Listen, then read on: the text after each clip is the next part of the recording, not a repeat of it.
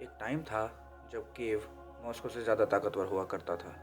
Kyiv मतलब Ukraine और Moscow मतलब रशिया। उसी समय यूक्रेन और अमेरिका एक दूसरे के दुश्मन हुआ करते थे। आज हम आपको बताएंगे रशिया क्यों यूक्रेन पर हमला कर रहा है, क्यों वो यूक्रेन को रशिया में मिलाना चाहता है, अब तक की सारी डेवलपमेंट्स जो इस वॉर के दौरान हुई हैं। तो जुड़े रहिए इम्पैक्टफुल इवेंट्स के साथ। 9वीं सेंचुरी में एक जगह का नाम था कीवेन, रूस। कीव इनकी राजधानी हुआ करती थी। ये जगह सन 980 टू 1015 तक the grand Prince Vladimir rule किया करते थे।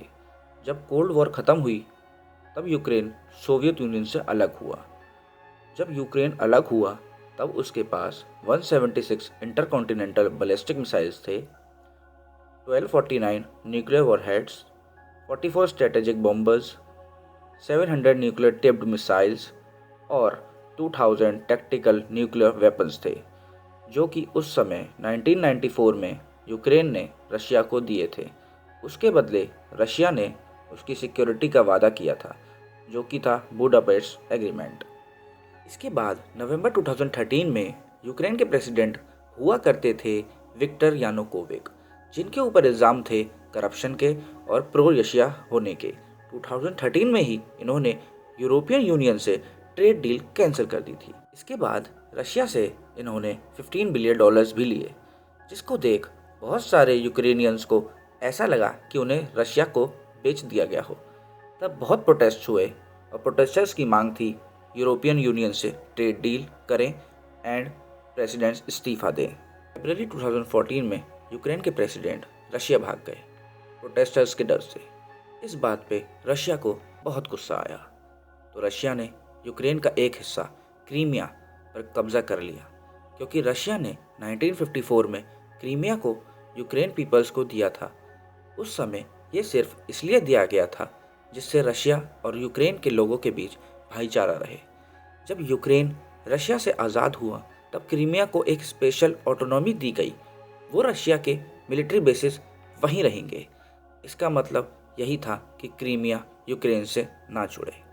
इसके बाद 2014 में ही रशिया ने क्रीमिया की सारी सरकारी बिल्डिंग्स को सीज करना शुरू कर दिया। पूरा क्रीमिया रशिया के कब्जे में आ गया।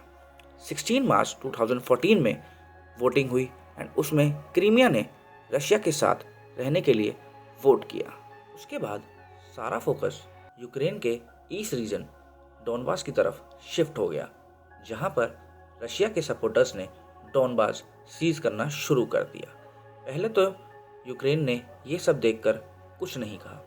उसके बाद 17 जुलाई 2014 को जब एक मलेशियन एयरलाइन की फ़्लाइट जिसमें 298 लोगों को मार दिया गया था, तब यूक्रेन की मिलिट्री ने रेबल्स के खिलाफ एक्शन लिया, जिसमें वो रेबल्स हारने लगे तो रशिया ने अपनी मिलिट्री भेजी और रेबल्स के साथ लड़ने लगे। उसके बाद एक मिन्स्क एग्रीमेंट हुआ, जिसमें सीज़ फायर की बात हुई, मिलिट्री को पीछे हटने को कहा गया और ये बात हुई जहाँ पर ये रेबल्स जो यूक्रेन से लड़ रहे थे वहाँ इलेक्शन होगा कि वो किसके साथ रहना चाहेंगे। लेकिन इस बात को 8 साल हो चुके हैं और एग्रीमेंट का पालन अभी तक नहीं हुआ। यूक्रेन रशिया वॉर से पहले 2 पार्ट्स में डिवाइडेड था।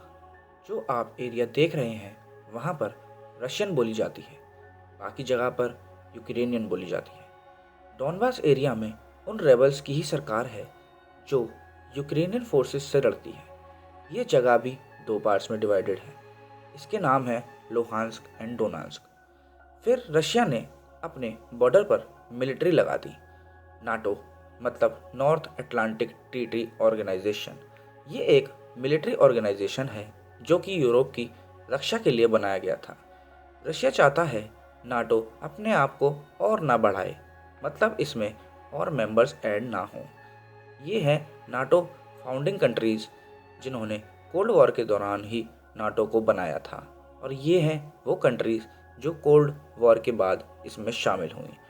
रशिया चाहता है यूक्रेन नाटो में शामिल ना हो, बल्कि जितने भी देश रशिया से टूटे थे वो नाटो में ना जुड़ें। अगर हम हिस्ट्री में जाएं तो रशियंस मानते हैं कि यूक्रेन इंडिपेंडेंट नहीं होना चाहिए था।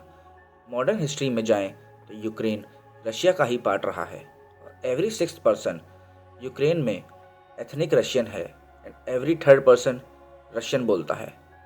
अगर हम 1700 में जाएं, तब कैथरीन द ग्रेट रशिया को रूल करती थी।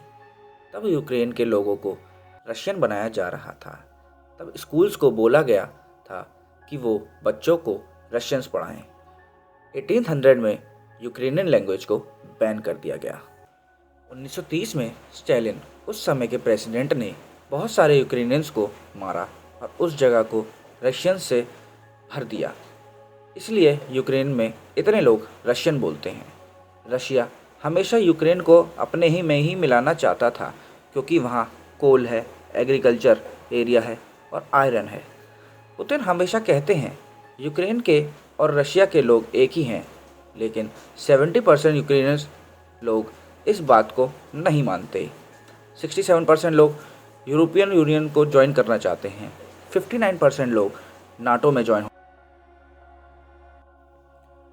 वोलोदिमीर ज़ेलेंस्की, जो अब के यूक्रेन के प्रेसिडेंट हैं, जो पेशे से एक्टर एंड कमेडियन हैं, वो रशिया को पूरी तरीके से अपोज करते हैं एंड 73% लोगों ने उन्हें वोट किया था 2019 के इलेक्शन में। लेकिन अब ये बात साफ है कि वेस्ट कंट्रीज़ ने यूक्रेन को धोखा दिया है। यूक्रेन के प्रेसिडेंट ने बोला है कि मेरा चेहरा देखो, ये चेहरा होता है धोखा खाए हुए आदमी का। एक बात की दाद देनी होगी, वो पेशे से एक एक्टर हैं, उन्हें अमेरिका ने